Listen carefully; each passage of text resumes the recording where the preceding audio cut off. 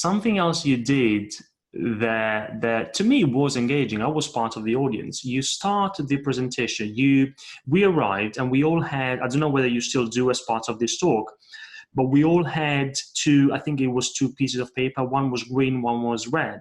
And then you started by asking some questions, and we had to put it up either green or red, depending on our answer.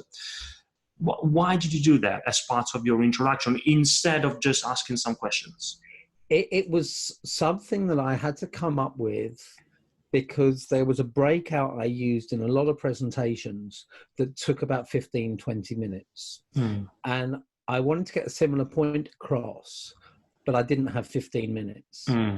So I spoke to a lady called Jackie Barrie, who, if you haven't had Jackie on, would be great. Jackie is brilliant when it comes to engaging audiences with games and icebreakers and things like that. And I said, sorry to cut you off. This is Jackie's surname?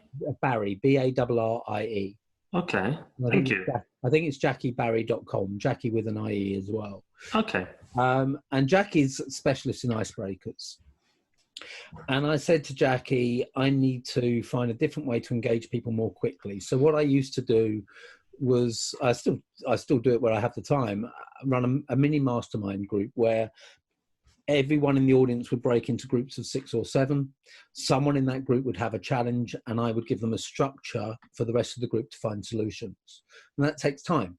It's a 5-minute mini mastermind, but by the time you've set it up and you've got the feedback, you're looking at 15 minutes.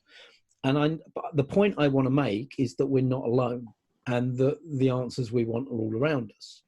And Jackie's idea was the red and green cards, and it was 3 statements. So I struggle with managing my time effectively, might be one. I struggle getting heard at meetings is often another. I'm not quite sure where my career is going in the next 5 years is another.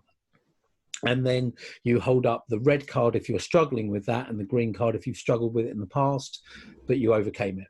And both cards if you've been through it, found a solution, and you're back there again. I remember lots of hands like this. And that's another line that gets a laugh. You know, it's just a throwaway line.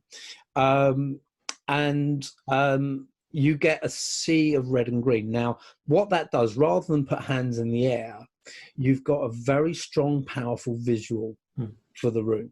People will feel involved. So even if it's a 30-minute or 45-minute talk, you're bringing people in for a moment so they're involved in the conversation, but you're not taking up a huge amount of time in doing it. It's very visual.